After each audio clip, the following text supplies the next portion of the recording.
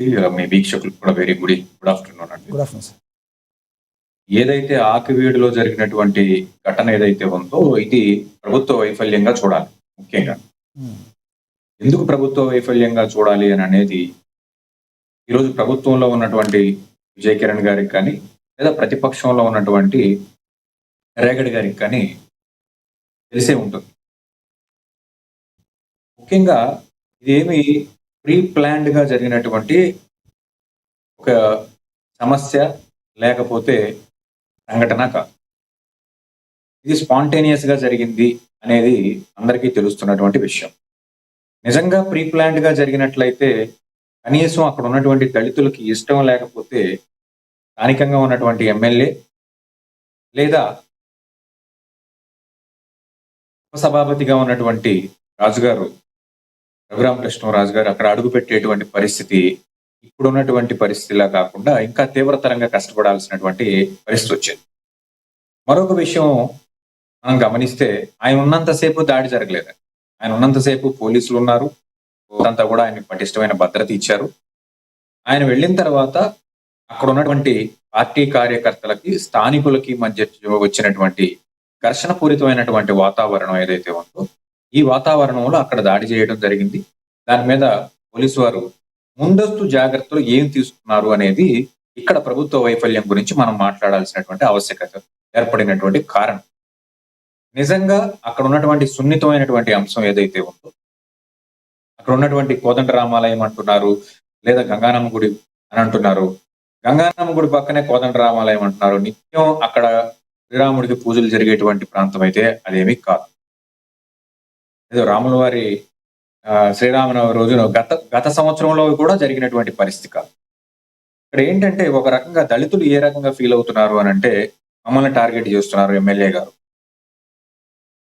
సహజంగా దళితులు ఈ టార్గెటిజం అనే దానికి వ్యతిరేకంగా పోరాటం వాళ్ళకి బ్లడ్ లో ఉన్నటువంటి నైజం, వాళ్ళు అలవాటు చేసుకున్నటువంటి ఒక నైజం. కొన్ని చర్చిలు నిబంధనలకు విరుద్ధంగా ఉన్నటువంటి చర్చిలు అనుకుందాం కాసేపు, వాటిని పోల్చడం కానివ్వండి. అక్కడ రామాలయం లేకపోతే ఎవరో గిరిజన దేవతగా అన్నారు. మరి చర్చ్ అయితే ఉన్నట్టుగా కూడా దాఖలాలు లేవు కదా అక్కడ. అదే కదా చెప్తుంది. ఇప్పుడు 100 మంది దళిత కుటుంబాలు ఉన్నటువంటి ఒక మధ్యలో పూర్వం దేవాలయం ఉంది. మనమేం దాన్ని కాదనట్లు. ఇప్పుడు మనం చారిత్రాత్మకంగా తీసుకుంటే చార్మినార్ దగ్గర కూడా చార్మినార్ కింద దేవాలయం ఉంటుంది, హిందూ దేవాలయం. తాజ్ మహల్ పక్కనే హిందూ దేవాలయం. ఏ రోజు గొడవలు జరగలేదు. ఇది మాది, అక్కడికి వెళ్ళి దండలు వేయాలి, లేకపోతే మేము ఇవి చేయాలి అవి చేయాలి. ఒకవేళ అలాంటి సినారియో ఏదైనా వచ్చినప్పుడు ప్రభుత్వం పటిష్టమైనటువంటి భద్రత తీసుకుంటుంది. భద్రత తీసుకుని ఇటువంటి గొడవలు జరగకుండా ముందుగా ఒక కమిటీ వేస్తారు పోలీసులు. కమిటీ వేసి ఇరు వర్గాలను కూర్చోబెట్టి మాట్లాడి సామరస్యపూర్వమైనటువంటి వాతావరణం తీసుకొచ్చి దాని తర్వాత ప్రజాప్రతినిధుల్ని ఆ లొకాలిటీలోకి తీసుకెళ్ళడం జరుగుతుంది. అలాంటివి ఏమీ చేయకుండా ఏకపక్ష ధోరణిలో నన్నెవడు ఆపుతాడు, రాష్ట్రంలో నాకు ఎదురు లేదు అనే పరిస్థితి ధోరణిలో ఉందనుకోండి, వాళ్ళని ఎవరు ఆపలేకపోవచ్చు. వాళ్ళు పోలీసు బలగాల భద్రతా బలగాల్లో పటిష్టమైనటువంటి భద్రతలో ఉంటారు కాబట్టి వాళ్ళు వెళ్ళిపోయిన తర్వాత వెనకాల ఉన్న కార్యకర్తలు ఇటువంటి సమస్యలను ఎదుర్కోవాల్సి వస్తుంది. నిజం చెప్పాలంటే నేను ఒకళ్ళిద్దరితో మాట్లాడి చూశాను, ఎవ్వరు అక్కడ పోలీస్ కేసులకి బెదిరేటువంటి పరిస్థితే కనపడండి దళితులు ఎవరు కూడా. ఎందుకంటే ఒక కుటుంబానికి ఏదైనా సమస్య వస్తే ఆ కుటుంబం వరకు బాధపడవచ్చు. కాదు సార్, అక్కడ ప్రధాన ఆరోపణ ఏంటంటే దళితులలో ఉన్న కొంతమంది క్రైస్తవులు దాడి చేశారని రఘురామ్ గారు చెప్తున్నారు. అక్కడ అసలు క్రైస్తవులకు సంబంధం ఏంటి అక్కడ? అప్పుడు మీరే చెప్తున్నారు అక్కడ గతంలో రాముల వారిది ఉన్నా లేకపోయినా అక్కడ ఏదో దేవతది ఉందన్నారు. అది హిందువులదే కదా, రాముల వారిది ఉన్నా లేకపోయినా క్రైస్తవులకు సంబంధం ఏంటి అక్కడ? మీరు ఒక విషయం అర్థం చేసుకోవాలి. ఇప్పుడు విజయవాడలో కూర్చున్న నేను, హైదరాబాద్ లో కూర్చున్న మీరు, లేకపోతే ఆయన ఇంట్లో కూర్చున్న రఘురామకృష్ణరాజు గారు ఇక్కడ అడ్రస్ చేయాల్సినటువంటి వ్యక్తులం కాదు. వాటిలో ఉన్నటువంటి వ్యక్తులు ప్రభుత్వ యంత్రాంగం చెప్పాలి, విచారణ వాళ్ళు చేయాలి. వాళ్ళు చేసిన దాన్ని ఆథెంటికేటెడ్ గా తీసుకోవాలి తప్ప వాళ్ళు చేశారు, ముఖానికి బొట్టు లేని వాళ్ళు చేశారు, అది వాళ్ళ మతానికి సంబంధించినటువంటి నైజం అండి. వాళ్ళ ముఖానికి బొట్టు లేకపోతే మనకే చూసారు. సో ఎవరు ఎక్కడో ఉన్నప్పుడు ఇప్పుడు మన ప్యానల్లో ఉన్న లక్ష్మణరావు గారు చెప్పారు, ఏమన్నారు? ఆయన మాటలతో ఏకీపిస్తారా మీరు? అక్కడ ఉన్న క్రైస్తవుల దగ్గర అది జరిగిందన్నారు. అక్కడ క్రైస్తవుల దగ్గరికి వెళ్ళి రఘురామ్ గారు వెళ్ళారని చెప్పారు. వాస్తవం ఉందా దానిలో? ఇందాక ప్యానల్లో మాట్లాడిన లక్ష్మణరావు గారి మాటలతో మీరు ఏకీపిస్తారా?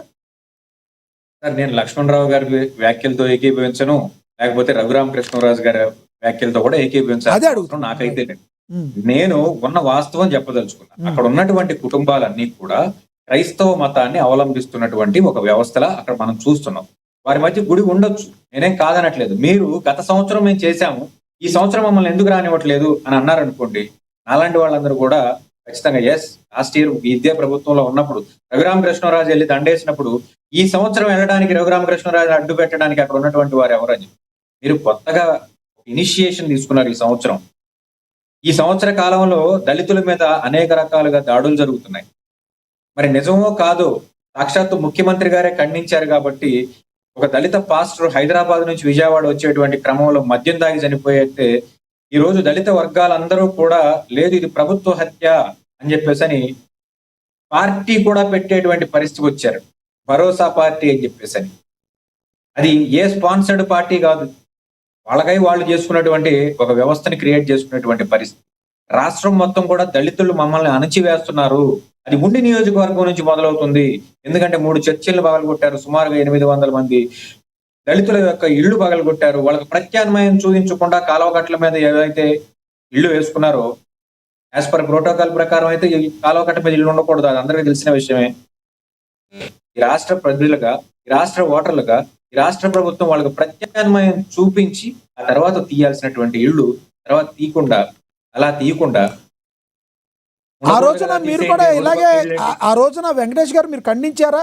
ప్రత్యామ్నాయం చూడకుండా ప్రజావేదికను కూల్చేసినప్పుడు మీరు ప్రశ్నించారా? ప్రజావేదిక అనేది ఉమ్, అది ఒక ప్రభుత్వం కట్టాల్సినటువంటి కట్టడం కాదు. దయచేసి మీరు చర్చిని పెడదో పట్టించొద్దు. కర్రకట్ట లోపల నిర్మాణాలు చట్ట విరుద్ధం. కాలువగట్ల మీద కూడా చట్ట విరుద్ధమే కదా. నదీ పరివాహక ప్రాంతం వేరు, కాలువ వేరండి. మీరు దయచేసి అర్థం చేసుకోవాలి. ఉమ్, నదీ పరివాహక ప్రాంతం వేరు. రెండోది, ఈ నదీ పరివాహక ప్రాంతంలో కట్టిన వాళ్ళు సామాన్యులు కాదు. మీరు దయచేసి అర్థం చేసుకోండి. కోటాను కోట్ల రూపాయలు ఉన్నటువంటి వ్యక్తులు పేర్లు చెప్తే గుండె పగిలిపోద్ది మీకు. అలాంటి ఒక కట్టడాల్ని ప్రభుత్వం కట్టడం కరెక్ట్ కాదు. అర్థమైందా మీకు? ప్రైవేటు వ్యక్తులు ఎవరైనా కడితే దానికి సంబంధించి కోర్టులో కేసులు వేస్తారు, లేకపోతే చట్ట ప్రకారం దాన్ని వ్యవహారాలన్నీ తీసుకొస్తారు. మరి ఈ రోజు కట్టడే అదే ప్రజావేదిక జగన్మోహన్ రెడ్డికి కూల్చాడు. మరి ఈ రోజు కట్టమనండి ప్రజావేదికని మళ్ళీ. కడతం కోల్చడం ఇంతేనా ప్రజాదానం? ఇప్పుడు ఆల్రెడీ కట్టిన దాన్ని కూల్చిన తర్వాత ఏం చేస్తారు? జగన్మోహన్ రెడ్డి కూల్చడం తప్పు అంటున్నాడు. మీరు అంటున్నారు జగన్మోహన్ రెడ్డి ప్రజావేదికని కట్టడం తప్పు, కూల్చడం తప్పని. కట్టడమే తప్పని నేను అంటున్నాను. ఒకవేళ నేనన్నది కూడా తప్పేననుకోండి, ఈ రోజు మళ్ళీ కట్టమనండి. అదే సార్, ఇప్పుడు ఒకటి సార్, జగన్మోహన్ రెడ్డి గారు అక్కడెక్కడో కైలాసగిరి మీద ఉన్న విశాఖపట్నంలో ఏదో కట్టారు ఆయన, దాన్ని కూడా కూల్చేయాలి కదా. కూల్చేయాలంటే కాదు సార్, మీరు దానిని వక్ర మార్గం పట్టించకండి. కృష్ణా నది పరివాహక ప్రాంతంలో ప్రకాశం బ్యారేజ్ పైన ప్రభుత్వం చేసేటువంటి నదిలో చేసేటువంటి ఎటువంటి కన్స్ట్రక్షన్ అయినా చట్టవిరుద్ధమే, ఎక్సెప్ట్ ప్రజల కోసం చేసేటువంటి బ్యారేజీలు తప్ప. ఇవాళ బాహుబలి వంతెన అని చెప్పేసి ఒకటి కట్టారు కదా, outer ring inner ring road కోసం. మరి దాన్ని పగలగొడతామా? ఎందుకంటే అది ప్రజా ప్రయోజనాల కోసం. ఎవరి కోసం ఏది కట్టిన దాన్ని కోల్చడం అనేది చాలా రాంగ్ కదా. ప్రజలకు ఉపయోగపడేటట్టు చేయాలి. ఎవరైనా మీలాంటి చదువుకున్న వాళ్ళు కూడా కాదు. ఇప్పుడు ప్రజావేదిక అనేది రాంగ్ అని మీరు చెప్తున్నారు. కట్టేటప్పుడు మీరు ఎందుకు అడ్డు చెప్పలేదు? ప్రతిపక్షాలు కానీ మీలాంటి కాదు సార్, మీలాంటి న్యాయవాదులు కట్టేటప్పుడు ఎందుకు చెప్పలేదు? అడ్డుపడలేదు మీరు. కట్టేటప్పుడు మీరు అడ్డుపడ్డారా? వెంకటేష్ గారు తప్పని చెప్పారా మీరు? కట్టేటప్పుడు ఏది ప్రజావేదిక కట్టేటప్పుడు తప్పని ఆ రోజున మీరు చెప్పారా ఏమన్నా? అసలు మాలాంటి వాళ్ళని రాణిస్తే కదండి. మీకు తెలియదు. మీరు హైదరాబాద్ లో కూర్చుని చల్లగా ఏసీలో కూర్చుంటారు కాబట్టి మీకు ఇక్కడ ఉన్నటువంటి స్థానిక పరిస్థితులు తెలియదు. 2014 నుంచి 2019 వరకు భూసేకరణ జరుగుతున్నటువంటి క్రమంలో అటువైపు వెళ్లాలంటే ఆధార్ కార్డు చూపించి వెళ్లాల్సినటువంటి పరిస్థితి పోలీస్ పహారాలో.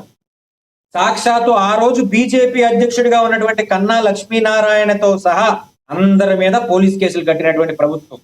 ఎందుకు? రాజధాని ప్రాంతానికి భూములు సర్వేకి వచ్చినందుకు. అరే ఇక్కడ భూములు ఈ సుందరంగా ఉన్నటువంటి ఈ నదీ పరివాహక ప్రాంతంలో ఉన్నటువంటి భూముల్ని రాజధానికి తీసుకోవడం తప్పని ఈ రోజు తెలుగుదేశం పార్టీ సత్తెనపల్లి ఎమ్మెల్యేగా ఉన్నటువంటి కన్నా లక్ష్మీనారాయణ ఆ రోజున బీజేపీ రాష్ట్ర అధ్యక్షుడిగా ఉండి నిరసన ప్రకటించడానికి వెళితే సో మీరు సింగళూరు వెంకటేష్ అనే న్యాయవాది, రాజకీయ విశ్లేషకులు గతంలో ఏం చేయలేకపోయారు, కానీ తర్వాత 5 ఏళ్లలో మాత్రం ప్రభుత్వం మాత్రం ప్రజలందరికీ దగ్గరికి వెళ్ళడానికి అవకాశం ఇచ్చిందని యాక్సెప్ట్ చేస్తారా? అంటే 2019 నుంచి 24 వరకు ప్రభుత్వం ప్రజలకి ఎక్కడికైనా వెళ్ళటానికి, సామాన్యుడు వెళ్ళటానికి అవకాశం ఇచ్చిందని మీరు